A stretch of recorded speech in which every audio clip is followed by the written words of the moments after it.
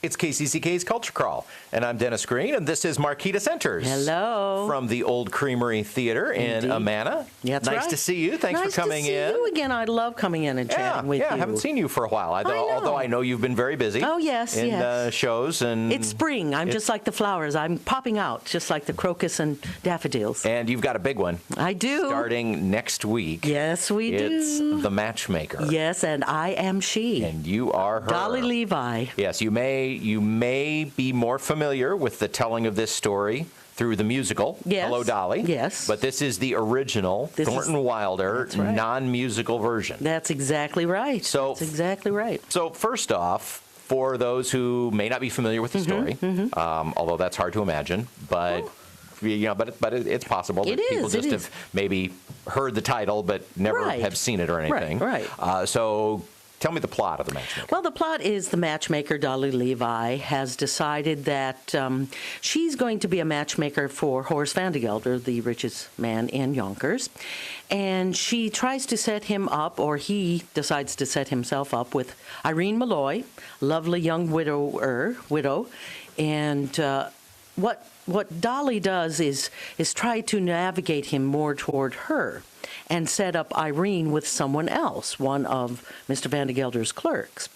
And then along the way, we see Dolly manipulating and dropping in ideas here and seeds there, maybe telling the truth, maybe not, making things fantastical, until finally the reason that she's doing this is that indeed she does want to marry Horace Vandegelder, and she wants to marry him for his money.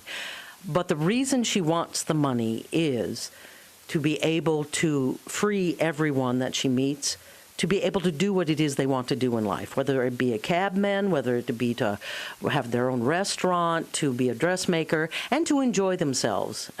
It's not like she's sort of this money-grubbing person. She wants the money. She's not in it for herself. No, she really isn't. She really isn't. And it's not until the very end that you realize that these two people do actually have affection for one another, but it's the journey that gets there that is really quite fun and interesting, and like Hello, Dolly, which most people are more acquainted with. Dolly Levi is written with all these these Horace Vandegelder, you're killing me. Just stop it. She's larger than life. She is larger than life, and she is Irish, born Irish, and so she is this force to be reckoned with, and you see her within the eye of all these wonderful storms going around her. So that's what the story is. It's fun. It's a farce. Sean McCall is earning his money keeping all 13 people on stage at one time and making sure people don't step on one another. Pretty good sized cast for a straight show. Yeah, and it's one of the largest casts I can remember having on the main stage. And this is our first main stage show of the season in Amana. So we do have our studio stage going right now with Billy Bishop Goes to War, and we have one more week of that this evening through Sunday. It's a fabulous show. You must come see it. Vaughn was in a few weeks ago, and he's in this show, too. Yes, he is. He plays Cornelius. So it's wonderful to see him be Billy Bishop, a one-person show. So he and I can commiserate about, oh, my gosh, I'm always talking. So there are so many lines. There are so many words. Exactly. And they really like it when you say them in a particular order. They do. Isn't that odd? I mean, I could just throw them all up there and see where they land, and sometimes I just may. So, but it's a great cast. We have a lot of young actors from Cornell that are joining us for this particular show because, like I said, it's a large cast with older, more mature actors. David Q. Combs and he plays Horace Vandegelder. I play Dolly Levi, down to, Barnaby Tucker, who is this dear, sweet, young, new actor in the world. So it's great fun to have all of this new energy here and great willing spirit. So it's very exciting, and it'll be even better once we have an audience, which is always the final texturing of a farce or a comedy. For those who are familiar with the show, what are some of the things that, because of course you don't have to allow time for all those dumb songs.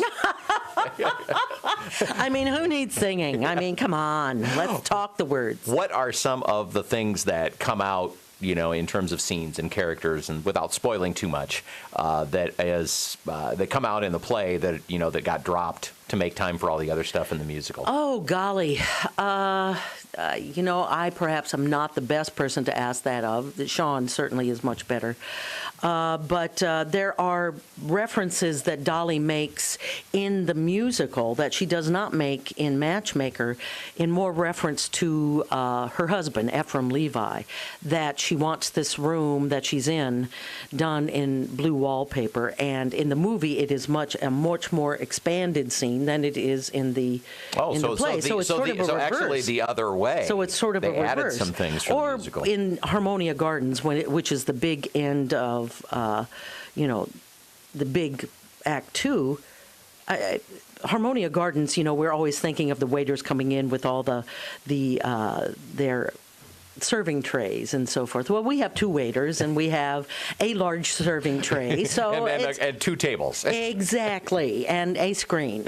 So everything is much smaller. Sure. But I think what's great is that this is the story. These are the words that Thornton Wilder wrote, and the beauty and the difficulty of it is it's written in a different language that we speak today. Because it takes place in the late 1800s, yeah, right? 1870. So we all shall speak a little differently, shall we?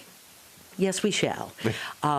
So I ain't talking that way, in normal life most of the time. It is very much a different language. Yes, which is lovely. Can you characterize Thornton Wilder's style just a little bit for those who know the name, but can't summon anything up to think about? Noel Coward, everybody knows, right. That's Neil Simon, the rhythm, all of that. The rhythm, the dialogue style. What I find really interesting is that this particular piece, Thornton Wilder, can transfer to today, in that when I say, Horace Van de Gelder, you're killing me.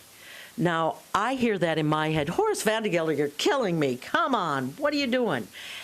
So there's a lot of vernacular that is very popular today that I can see and hear in his work now. So the language has not changed quite as much as we thought. The shells and those and these, perhaps. Perhaps it's more flowery, and there are a lot more words that are being said when you could just say yes, But it's amazing when I'm working on it that some of it sounds so modern and so right now, and I think that's really probably a testament to him, because I don't know what possessed him to write those particular phrases or those words, but they seem to carry and follow through and have a life after, the 1950s, 1960s, and to today. So yeah, it doesn't sound dated. No, I don't think so. And the ideas behind it. I mean, there are some things that are dated, and we have tried to excise some of them. The idea of the matchmaker, the person whose job it is to match husbands and wives. Yes, yeah. Now we have Tinder. Yeah. That's right. And I'd like to go ahead and no, I'm kidding. Yeah, it's really interesting, but it's, the roles get reversed in this play between men and women. No matter what the people say, what they do ends up maybe contradicting what it is they say, which is, that's human nature. Well, do as I say, not as I do. That hasn't changed much either. No. The play is The Matchmaker, opens next week at the Old Creamery Theater next Thursday, correct? Next Thursday. Runs through May 21st. All right, and show times each day are Wednesday, Thursday, and Sunday at 2 o'clock, and then Friday and Saturday at 7:30. You can call our box office at 319-622-6262. You can go online and and get your tickets right there at oldcreamery.com, or just call Tammy at the box office, and she'd be happy to. She will fix you up. She will. She's great. We love Tammy. Marquita, thanks so much for being here. Sounds like a riot. Have fun. Have fun on the run. Thank you very much. Hope to see you all there.